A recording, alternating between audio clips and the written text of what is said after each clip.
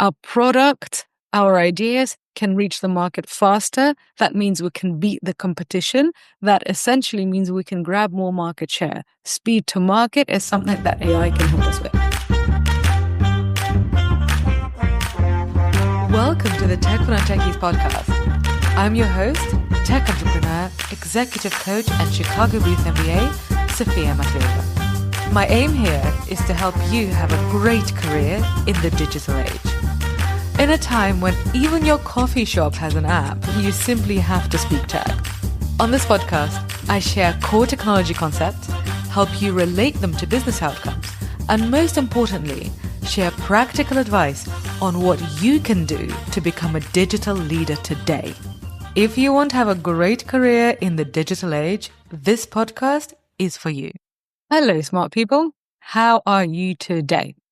So a couple of weeks ago, I went to the Economist Business Innovation Summit in London, and the subtitle to that was AI ROI. So obviously I had to go find out what are people saying. And so basically I'm going to give you my summary of the trends, but also basically of what wasn't said. And there were, fancy people, powerful people from some of the world's biggest companies. So there were people from LinkedIn, Deloitte, Ricket, Experian, Lenovo, Citi, WPP, so basically the big ones. So here is one of the things that people talked about. They said, stop chasing vanity metrics for AI, which is always useful advice. So basically, that's when innovation projects are AI powered or when startups are AI powered. Like that's basically really silly. So focus on solving business problems faster and cheaper. So basically, if you can't connect something to a problem that you're solving, it's not a thing. Okay, so obvious, it's blindingly obvious, but we are living in this age of AI hype. So actually bringing things down to the blindingly obvious is really useful. Okay, here's another piece of useful advice from the summit. So basically, the AI transformations that work in large corporations, they start small and they get bigger. So what doesn't work is if somebody signs a check for $3 million per year to OpenAI. Obviously, OpenAI are very happy, but that basically that's too much. It's too big. Don't start with that. Start with investing maybe 100K and basically see it as a series of experiments. So, invest 100K in a targeted pilot for a specific team, and they're going to use AI to solve a specific set of problems and see how that goes. So basically, roll out team by team, pilot by pilot. Don't do one big massive spend and then basically just hope for the best. That point should make the CFOs watching this happy. Okay, point number 3.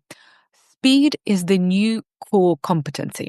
So the thing that we've noticed in our programs on no-code tools and on AI for product innovation is that basically not only can you make prototypes and you can make new products cheaper because you don't have to involve expensive experts from the start, it's also much faster. So we found in our programs that, we can teach people with ideas to use AI tools to create a prototype, to test it, to get it to market, and then they can figure out, is this something worth investing in or not?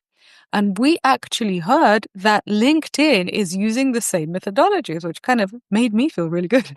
Anyway, so what we heard from the AI Summit, the Economist AI Summit rather, was that LinkedIn's product is also changing. Product management is changing with these AI tools, and they're measuring speed as the new core competency.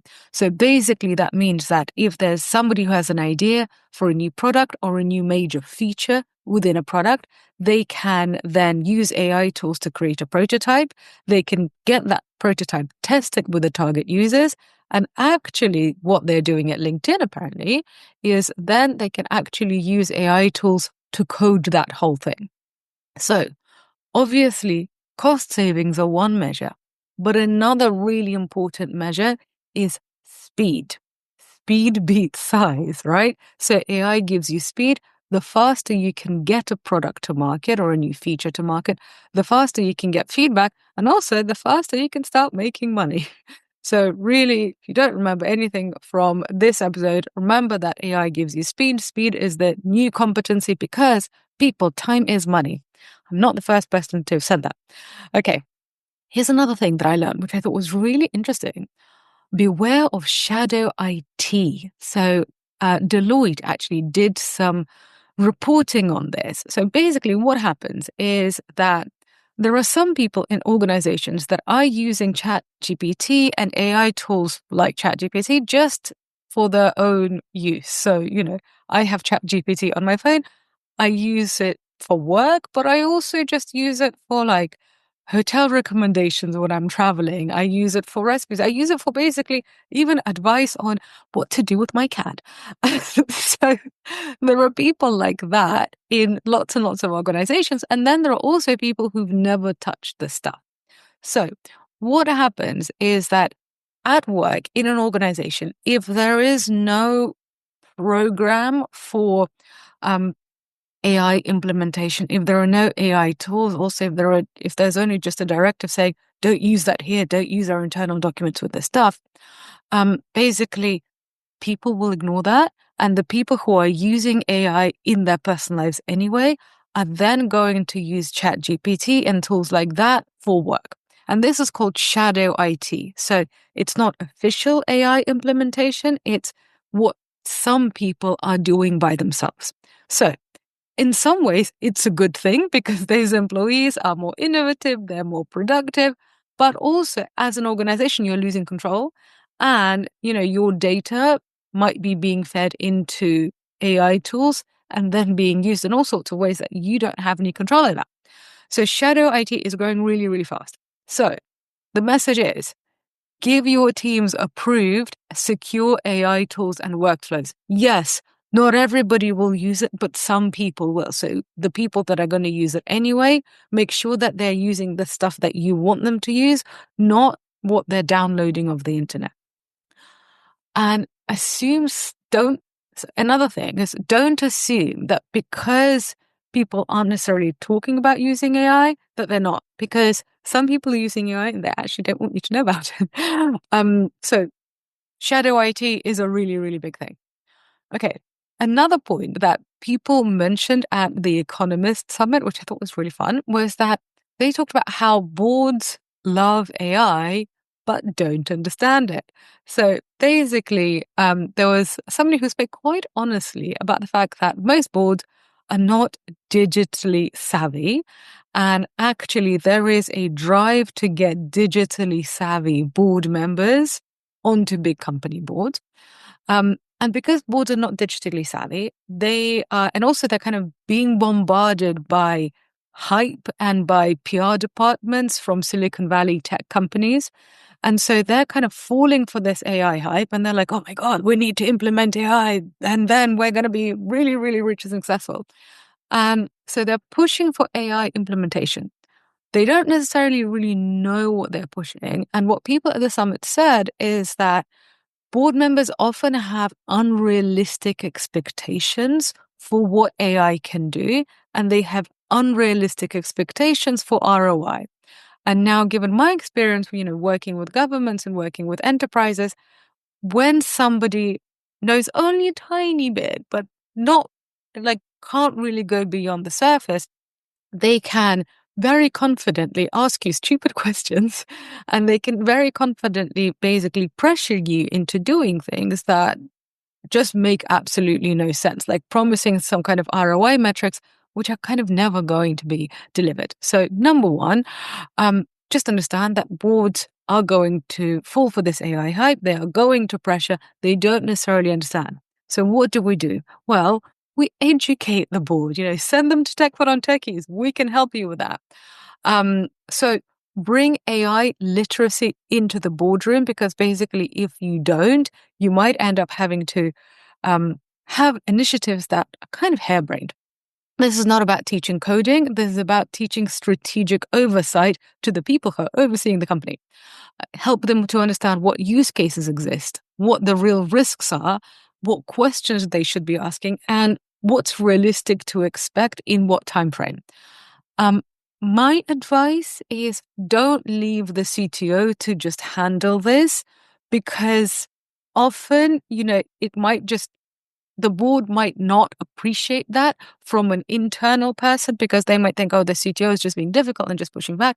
This is why I actually find having an external expert with great brand background and expertise telling them this, that tends to go down better.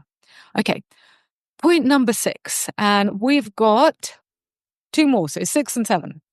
So training now is a strategic priority and kind of not just this HR perk. And I noticed this because literally all the leaders that were at the summit, and they were talking about how their organizations are adapting to the AI age. They were all talking about what they're doing for training. They were talking about how they are, increasing their training budgets and what they actually want to get out of their training. And this was not an L&D thing. Like, these people who were at this summit, they were, strategic leaders of business units, people with P&L responsibility. So, training for organizations, training for teams, and especially training for budget holders and people in power in the age of AI, this is something that the smartest companies are doing. And so and obviously I'm not objective here. I mean, I run an education company called Tech for Non-Techies. But honestly, I was really quite happy when I was at the summit, because I was like, oh, okay, well, what I have been saying, other people are now saying, and I have not paid them to do so. Okay, so my advice, offer targeted upskilling across functions and make sure that the upskilling is aligned with business goals. So this is why, in general, I would advise that whatever education company you work with, obviously I'd love to work with you, but whoever you choose, I don't think you should just get a random off-the-shelf pre-recorded training that they've done for lots and lots of people, because you need to make sure that people can translate what they are doing, the business goals that they're working on, with the technology that you're teaching them. Because often just these off-the-shelf solutions, when people can't make that link, they kind of don't understand why they need the training and how it really relates to what they're doing. So do not assume that a general AI webinar once a quarter is enough. That's basic. Like, if you're going to do anything, don't do that. Don't either do nothing or do it properly. Go big or go home, which is the opposite of what I was saying for the amount of money you should be spending on AI transformation. Go big or go home. I mean, take your training seriously. And by the way, good training does not have to cost lots and lots of money. Okay, final thing. You know what I noticed?